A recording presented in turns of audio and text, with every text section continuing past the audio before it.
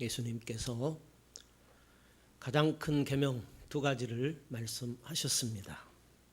먼저는 온 힘을 다해서 하나님을 사랑하라는 것, 다음은 사람을 사랑하라는 것을 두 가지 큰 계명으로 말씀하셨습니다.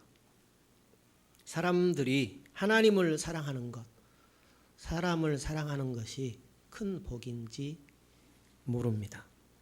예수님께서 이 세상에 오신 목적이 하나님을 사랑하고 사람을 사랑하도록 하기 위하여 오셨습니다.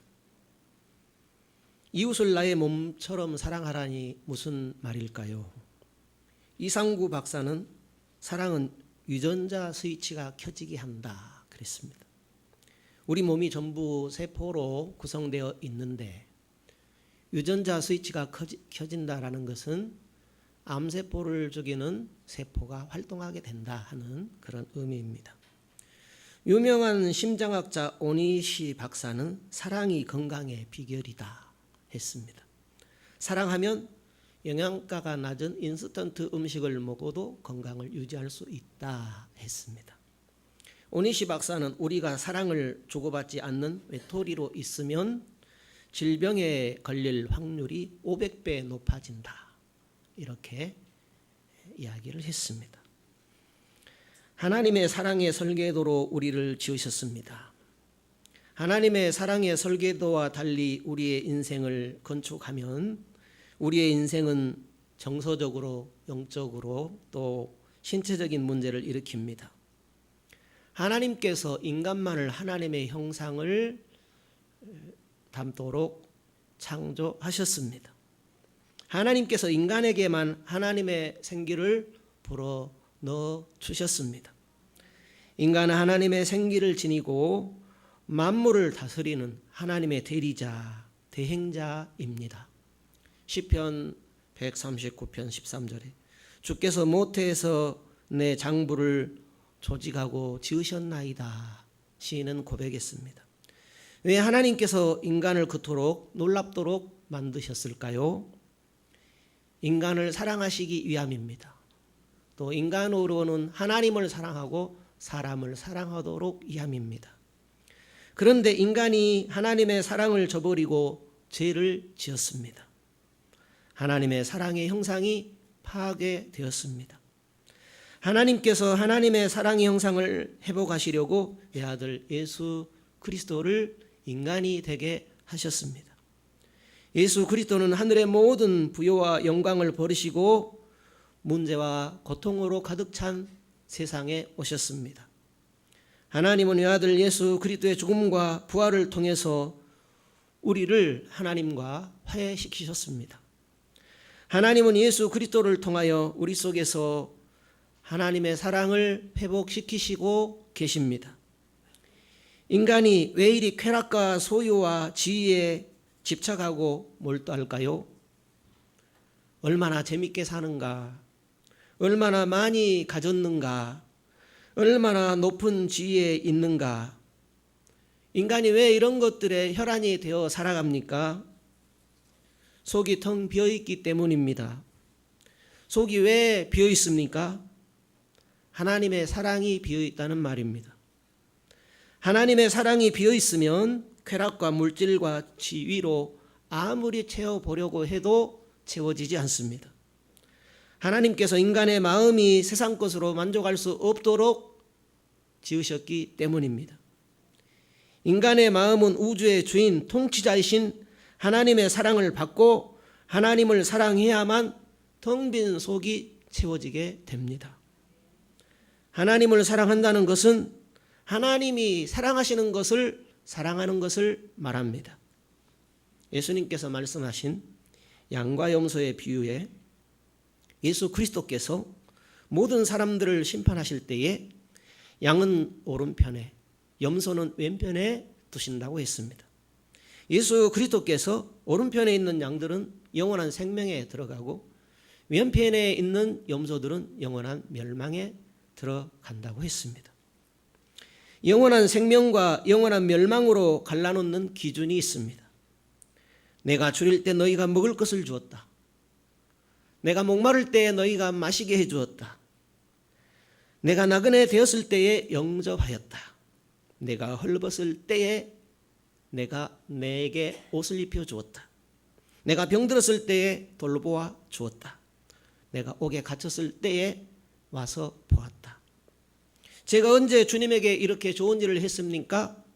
너희가 여기 있는 내 형제 중에 지극히 작은 자 하나에게 한 것이 곧 내게 한 것이니라 하고 예수님께서 말씀하셨습니다. 우리가 다른 사람에게 사랑을 베풀 때마다 하나님에게 사랑을 베푸는 것입니다. 거덩이 불편하신 분을 도와드리는 것, 그것은 하나님을 사랑하는 것입니다. 울고 있는 아이를 보듬고 눈물을 닦아주는 것, 그것은 하나님을 사랑하는 것입니다. 사도 요한은 말했습니다. 누구든지 하나님을 사랑하노라 하고 그 형제를 미워하면 이는 거짓말하는 자니 보는 바 그 형제를 사랑하지 아니하는 자는 보지 못하는 바 하나님을 사랑할 수 없느니라. 요한일서 4장 20절에 기록되었습니다. 같은 교회, 같은 부서에 있는 형제 자매를 미워하는 것, 하나님을 미워하는 것입니다. 곁에 있는 가족, 친척, 이웃, 친구를 사랑하는 것, 하나님을 사랑하는 것입니다. 이웃을 미워하면서도 하나님을 사랑한다는 것, 거짓말입니다. 우리는 이웃을 사랑함으로 하나님을 사랑하는 진실한 신자가 됩니다. 성도 여러분, 혹시 가정에서, 직장에서, 교회에서 정말로 못된 사람을 만나 보셨습니까? 아니면 혹시 여러분 자신이 다른 사람들이 질릴 정도로 까다로운 사람 아닙니까? 여러분의 가족들, 친척들, 친구들, 이웃들, 교인들이 겉으로는 웃고 교제하는 척하지만 속으로 다 생각을 합니다. 저 사람은 도무지 사람 같지 않아. 도대체 어떻게 대해야 할지 모르겠어. 마귀도 아닌데 마귀 같고, 야수도 아닌데 야수 같고, 사람은 사람인데 사람 같지 않네. 주변의 사람들이 이렇게 생각하는 것이 귓전에 들리지 않습니까? 우리가 못된 사람도 사랑해야 하는 것입니까? 물론 사랑해야 할 것입니다. 그런데 사실 우리는 못된 한 사람을 늘 사랑하고 있습니다. 실수와 결점과 죄 때문에 도무지 사랑할 만하지 않은 그 사람을 항상 사랑하고 있습니다. 그 한 사람은 다름 아닌 매일 아침 거울에서 보는 사람, 바로 우리들 자신입니다. 우리는 우리 자신을 사랑합니다. 에베소서 5장 29절에 누구든지 자기 육체를 미워하지 않고 오직 양육하여 보호하기를 그리스도께서 교회에게 함과 같이 하나니 우리는 그 몸의 지체임이라. 자신을 미워하는 사람은 없습니다. 모든 사람이 자신을 먹이고 돌보고 보호합니다. 절대 자살하면 안 되지만 심지어 자살하는 사람도 자기를 사랑합니다. 자기를 사랑해서 자신에게서 고통을 제거하려고 자기를 죽이는 것입니다. 자살은 결코 고통을 제거할 수 없고 오히려 최고의 고통을 가하는 것이죠. 누구든지 자기가 저지른 실수를 좋아하지 않을 것입니다. 정욕과 혈기와 중독 앞에서 무기력한 자신을 좋아할 사람이 없을 것입니다. 그렇지만 그런 죄와 좌절이 있지만 자신에게 항상 가장 좋은 것을 공급합니다. 죄와 실수와 결점을 저지르는 자신을 용서하고 자신을 사랑합니다. 우리가 죄는 싫어하면서도 죄인인 우리 자신을 사랑합니다.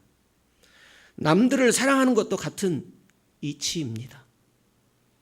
다른 사람들의 죄는 싫어하면서도 다른 사람들을 사랑해야 합니다. 내 이웃을 내 자신같이 사랑하라는 말씀에 순종해야 합니다. 캐리 슉, 크리스 슉의 공동 지은 내 생의 마지막 한 달이라는 책이 있습니다. 그 책에 이런 내용이 있습니다. 줄자형의 뭐랄까요? 성격이 있달까요? 줄자형은 항상 우리가 모자란다는 것을 제시해서 알려줍니다. 완벽주의자로 다른 사람들에게 자기 나름의 줄자를 들이대고 또 재고 또 재야 직성이 풀립니다. 자신의 일방적인 기준으로 다른 사람들을 재고 판단하는 것, 그것을 줄자형이라고 합니다. 망치형이 있습니다. 망치형. 자신의 의견과 방법을 다른 사람에게 강요하고 고집을 부립니다. 그분과 일해본 사람은 모두 충돌합니다. 그가 뜨면 사람들이 긴장을 합니다. 왜냐하면 언제 망치를 내려칠지 모르기 때문입니다. 항상 목소리가 큽니다. 이 말했다 저 말했다 수시로 말을 바꿔버립니다. 자신의 의견을 관철하기 위하여 절대로 고집을 굽히지 않습니다. 망치형이라고 그렇게 적혀 있습니다. 세 번째 유형은 실토병입니다. 다른 사람들을 깎아내리는 일에 천부적인 재능이 있습니다. 논쟁을 하면 무슨 말을 해야 상대방이 주저앉는지 귀신처럼 잘합니다. 빈정대는 말, 직선적 말, 사람을 찌르고 후벼파고 쓰러뜨려 넘어지게 하고 돌아서는 주저앉게 하는 불가서의한 능력이 있습니다. 언쟁에서 늘 이깁니다. 옳아서 이기는 것이 아니라 상대가 꼼짝 못하게 후빌 줄 알아서 이깁니다. 바이스형이 있습니다. 바이스라는 것은 쇠붙이를 움직이지 못하게 꽉 물려놓는 기구를 말합니다. 바이스형은 달라고만 하면서 주변 사람들을 쥐어짜입니다. 엄마 아빠가 내게 해준 게 뭐야? 아무리 줘도 끝이 없습니다. 늘 달라고만 합니다. 사람들은 그에게 늘 주고서도 그가 일을 저지를까 항상 불안합니다. 그라인더형이 있습니다. 우가고 성질 부리고 자리를 박차고 일어나 불꽃을 튀길 기회만을 기다립니다. 그 옆에는 항상 도끼가 있습니다. 이 사람이 지나간 자리는 벤 자국이 크게 남아 있습니다. 부정적인 경향이 있어서 항상 불안합니다. 다른 사람들의 의욕과 희망을 꺾어버립니다. 과거의 상처를 붙잡고 살아갑니다. 연체동물형이 있습니다. 줏대가 없습니다. 일관성이 없습니다. 연체동물처럼 흐느적거립니다. 사람들을 만족시키기 위해서 항상 협의하지만은 카멜레온처럼 말을 바꾸어 버립니다. 속마음을 알 수가 없습니다. 항상 비굴하게 예라고만 합니다.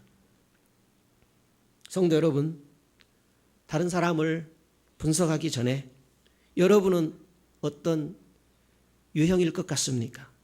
줄자형, 망치형, 실토형, 바이스형, 연체동물형, 여러 가지가 있을 것입니다. 하나님께서 못된 사람들을 우리의 삶에 허락하시는 이유가 무엇일까요? 아니죠. 못된 면이 있는 나를, 우리를 다른 사람들과 함께 올려 살도록 하신 이유가 무엇일까요? 하나님, 저 사람만 없으면 내가 살 것 같습니다. 저런 존재는 아예 없어지게 해 주시옵소서. 이런 기도가 절로 나오는 사람을 하나님께서 우리 주변에 허락하시는 이유가 무엇일까요? 나의 모난 부분을 깎아내고 거친 부분을 다듬기 위함입니다. 예수 그리스도를 닮은 하나님의 사랑의 형상을 회복하시기 위함입니다. 하나님은 우리의 안일보다는 우리의 인격에 관심이 있습니다. 하나님은 환난을 통하여 인내를 갖게 하고 인내를 통하여 우리의 인격을 만들고 그 인격을 통하여서 우리에게 소망을 주시는 것입니다. 하나님은 까다롭고 못된 사람을 통해서 우리를 하나님의 멋진 사랑의 큰 작품으로 만드는 일을 하십니다. 성질이 고약한 사람을 통해서 우리로 예수 그리스도를 닮게 하십니다. 하나님의 이런 사랑의 섭리를 안다면 우리는 까다로운 사람도 사랑할 수 있습니다. 우리가 까다롭고 고약하고 못된 사람을 사랑하면 까다롭고 고약하고 못된 사람은 우리를 통하여 그리스도의 사랑을 발견하게 될 것입니다. 우리가 대하기 힘든 사람을 사랑하면 그들은 우리 속에서 그리스도의 사랑을 발견하게 될 것입니다. 누가복음 6장 26절에 보면 너희 원수를 사랑하며 너희를 미워하는 자를 선대하며 너희를 저주하는 자를 위하여 축복하며 너희를 모욕하는 자를 위하여 기도하라 했습니다. 우리는 예수님의 이런 말씀에 대하여서 주님 진심으로 한 말씀이 아니지요? 우리에게 혐오스러운 일을 한 원수를 사랑하라니요 무슨 말입니까? 하고 반문하는 것입니다. 원수를 사랑하는 비결은 예수 그리스도를 보내신 하나님 안에 있습니다. 우리가 원수 되었을 때에 그의 아들의 죽으심으로 말미암아 하나님과 화목하게 하셨은즉 화목하게 된 자로서는 더욱 그의 살아나심으로 말미암아 구원을 받을 것이니라 했습니다. 죄 때문에 하나님과 원수된 우리를 사랑하신 하나님의 사랑을 깨닫기를 원합니다. 원수를 사랑하는 비결이 거기에 있습니다. 하나님의 사랑을 깨달을수록 원수도 사랑하게 됩니다. 내 원수들이 내게 한 짓을 생각하면 절대로 원수를 사랑할 수 없지요. 나를 창조하신 하나님이 내 원수도 하나님의 형상으로 지으셨다라는 것을 알면 원수도 사랑할 수 있습니다. 내가 하나님의 소유된 것처럼 내 원수도 하나님의 소유다라는 사실을 알면 원수도 사랑할 수 있습니다. 마귀나 사람이나 환경이 나쁜 생각을 넣어주었기 때문에 남을 못 살게 굴지. 저 사람의 생각이 꼬여서 그래. 본래는 하나님의 형상이야. 이렇게 생각하면 우리가 원수를 사랑할 수 있습니다. 나도 예전에는 꼬여 있었지. 나도 하나님의 원수였어. 하나님이 십자가의 사랑으로 나를 사랑해 주셨잖아. 이런 생각을 하면 원수도 사랑할 수 있습니다. 예수님께서는 원수를 사랑하되 특별히 원수를 축복하고 선대하라 하셨습니다. 원수에게 좋은 일을 하라고 하신 것입니다. 코리 덴붐 여사는 자기 자매를 죽인 독일 군인을 용서했습니다. 엘리자베스 엘리오트는 자기 남편을 죽인 사람에게 복음을 전하고 예수를 믿도록 했습니다. 성경을 보실까요? 누가복음 6장입니다. 누가복음 6장의 35절입니다.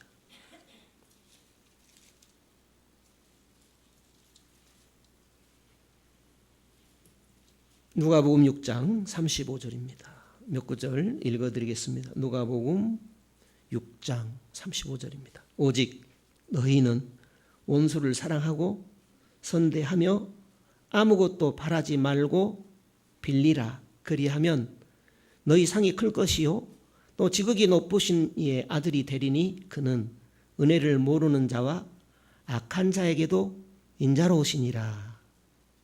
여기에 이런 말씀이 있어요. 아무것도 바라지 말고 빌리라. 빌려줄 때 받지 못할 것도 생각하면서 빌려주라. 그런 의미예요. 36절에 너희 아버지의 자비하심 같이 너희도 자비하라. 비판치 말라. 그리하면 너희가 비판을 받지 않을 것이요. 정죄하지 말라. 그리하면 너희가 정죄를 받지 않을 것이요. 용서하라. 그리하면 너희가 용서를 받을 것이요. 주라. 그리하면 너희에게 줄 것이니 곧 후이되어 누르고 흔들어 넘치도록 하여 너희에게 안겨주리라. 너희의 헤아리는 그 헤아림으로 너희도 헤아림을 도로받을 것이니라. 성도가 이 땅에서 살아가는 비결입니다. 하나님의 복을 받고 하나님의 보호하심을 받고 죄를 이기며 세상의 유혹을 이기며 살아가는 비결을 말씀하십니다. 왜 원수를 사랑하라고 하십니까? 왜 사람을 사랑하라고 하십니까? 마태복음 18장에 예수님께서 말씀하신 1만 달란트 이야기가 있습니다. 베드로가 예수님께 묻습니다. 형제가 죄를 범하면 몇 번이나 용서해야 됩니까? 7번 용서하오리까? 7번뿐만 아니라 70번씩 7번이라도 할지니라 말씀하십니다. 그러면서 예수님께서 한 이야기를 하죠. 그것이 1만 달란트입니다. 엄청나게 빚을 진 종 이야기를 들려줍니다. 자기가 가진 것을 다 잃을 위기에 처해 있는 종입니다. 주인에게 부탁합니다. 조금만 참아주세요. 제가 다 갚겠으니까 조금만 기다려주세요. 주인은 종을 불쌍히 여겨서 그의 빚을 다 갚아줍니다. 그게 1만 달란트 이야기입니다. 그런데 그 종이 밖에 나가서 자기 동료 종에게 자기에게 빚진 것을 갚으라고 합니다. 똑같이 동료 종이 자기에게 조금만 참아달라고 합니다. 그때에 거절하고 그 동료 종을 감옥에 넣어버립니다. 주인이 용서해 주었던 종을 다시 부릅니다. 이야기합니다. 악한 종아, 내가 빌기에 너의 빚을 다 탕감하여 줬지 않느냐. 내가 너를 불쌍히 여김과 같이 너도 너의 동간을 불쌍히 여기는 그 일은 마땅하지 않느냐 하는 이야기를 통해서 예수님께서 우리에게 하고 싶으신 말씀이 있지요. 그것은 하나님께서 우리에게 갚을 수 없는, 우리가 갚을 수 없는 죄를 용서해 주셨다면 우리도 다른 사람의 죄를 기꺼이 용서해야 한다는 말씀입니다. 에베소서 4장 32절에 서로 인자하게 하며 불쌍히 여기며 서로 용서하기를 하나님이 그리스도 안에서 너희를 용서하심과 같이 하라. 마가복음 11장 25절 아무에게나 혐의가 있거든 용서하라. 그리하여야 하늘에 계신 너희 아버지도 너희 허물을 사하여 주시리라. 한번 다른 성경 보시죠. 고린도 후서 2장입니다. 고린도 후서 2장입니다.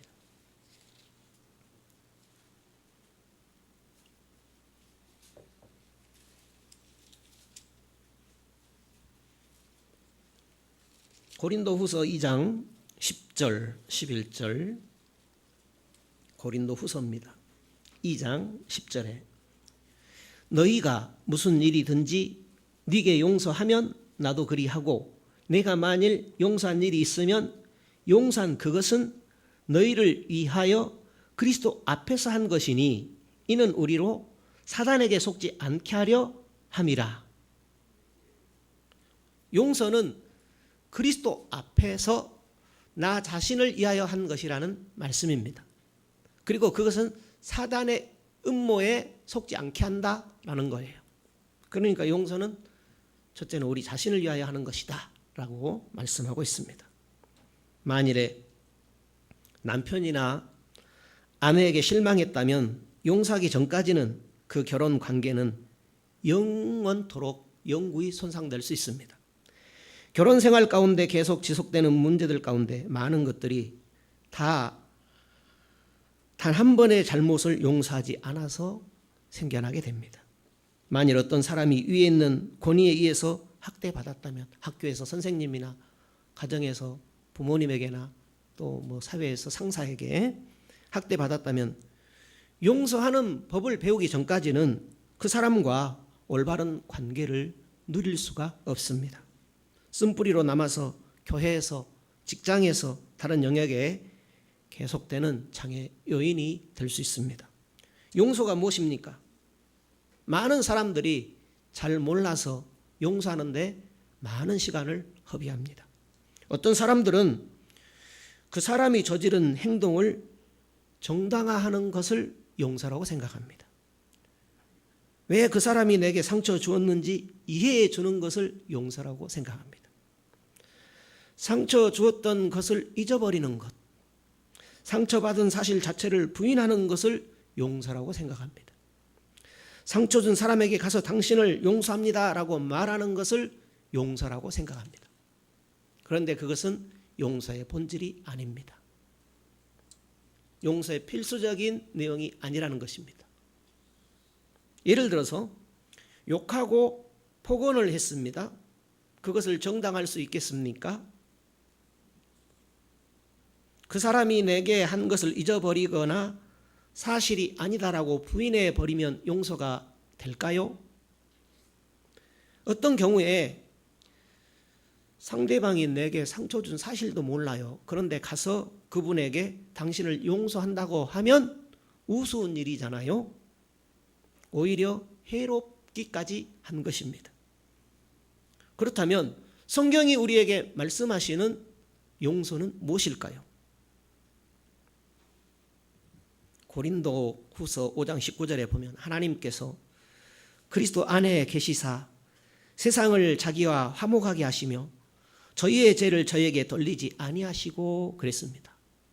하나님께서 우리의 죄를 용서하실 때에 예수 그리스도께서 우리의 죄를 우리에게 돌리지 않기로 선택하셨습니다. 용서는 누구의 행동을 너그러이 봐주는 것, 그것이 아닙니다. 누가 준 아픔을 부인하는 것 아닙니다. 용서는 우리에게 상처를 준 사람을 놓아주는 겁니다. 한번 따라서 하십시다. 놓아주는 것. 내 마음에서 그 사람을 풀어놓는 것입니다. 용서를 거부하면 우리에게 상처 준 사람을 계속해서 붙잡고 늘어지는 것입니다. 원수를 갚거나 보복할 수 있다고 착각합니다. 실제로는 자신을 계속 해치는 일을 하는 겁니다. 자신의 마음이 더 비통함과 분노로 채워지게 됩니다. 용서는 가게 놓아주는 겁니다. 한번 같이 하십시다. 가게 놓아주는 것. 그 사람이 가던 길을 가도록 놓아주는 것, 그것이 용서라는 겁니다. 이후라도 정지하지 않고 풀어주기로 선택하는 것, 그것이 용서라는 겁니다. 용서는 그가 상처 준 사실을 부인하는 것이 아닙니다. 용서는 상처 입힌 사람을 향해서 제 책임을 묻지 않겠다고 결정하는 겁니다. 용서는 그 사람을 놓아주는 겁니다. 용서는 그 사람을 풀어주는 것입니다. 어떤 강사가 용서에 대해서 이렇게 표현을 했어요. 이렇게 붙잡고 있는 것을 이렇게 놓는 것이다. 붙잡으려면 힘이 들어가잖아요. 놓아버리면 힘이 빠져요. 편해요. 자유로워요. 그것을 용서에 대해서 강의하는 강사가 표현한 일이 있습니다. 20세기의 기독교의 사상가, 최고의 사상가 C.S. 루이스는 여러분은 여러분의 이웃을 사랑하는가 사랑하지 않는가 고민하는데 시간을 허비하지 마십시오. 사랑하는 것처럼 행동하십시오. 위대한 비밀을 발견할 것입니다. 여러분이 어떤 사람을 사랑하는 것처럼 행동할 때에 여러분은 곧 그를 사랑하게 됩니다. 여러분이 싫은 사람을 괴롭히면 여러분은 그를 더욱 싫어하게 됩니다. 여러분이 그를 선대하면 여러분은 그를 점점 더 사랑하게 됩니다. 사랑하는 것처럼 행동하는 것은 결코 가식이 아닙니다. 이웃을 자신같이 사랑하라는 주님의 말씀에 순종하는 것입니다. 싫어하는 사람을 선대하는 것은 투자와 같습니다. 어떤 사람을 위해서 시간과 에너지를 사용하면 그만큼 내 가치가 높아집니다. 원수를 사랑하는 시간과 에너지를 사용하면 원수에 대한 나쁜 감정은 점점 사라지고 좋은 감정이 점점 더 일어납니다. 이렇게 C.S. 루이스는 표현을 했습니다. 1860년 시카고의 공화당 대통령 후보 지명 전당대회에서 가까스로 후보 지명을 받은 링컨은 이런 말을 했습니다. 자신과 경쟁자였던 슈워드를 국무장관에 임명하겠다고 했습니다. 측근들이 모두 반대했습니다. 이유는 대통령 당선인을 깔보는 사람이라는 겁니다. 측근들이 달리 반대할 만한 이유는 없었습니다. 슈워드는 명문 가문 출신이요, 명문대학 출신이요, 유능한 사람이었습니다. 그때 링컨이 남긴 말이 전해지고 있습니다. 이 사람들아, 슈워드는 후보지명 전당대 1차 투표에서 나보다 많은 표를 얻었어. 나를 좀 깔보면 어때? 역시 링컨은 큰 인물이었습니다. 우리나라에는 이런 큰 인물이 없습니까? 우리는 이런 큰 인물이 될 수 없는 것입니까? 성도 여러분, 여러분은 지금 싫어하는 사람을 선대하십니까? 혹시 미워서 죽겠다는 생각이 드시지 않습니까? 말도 걸기 싫고 눈도 마주치기 싫고 전화도 받기 싫은 사람이 있습니까?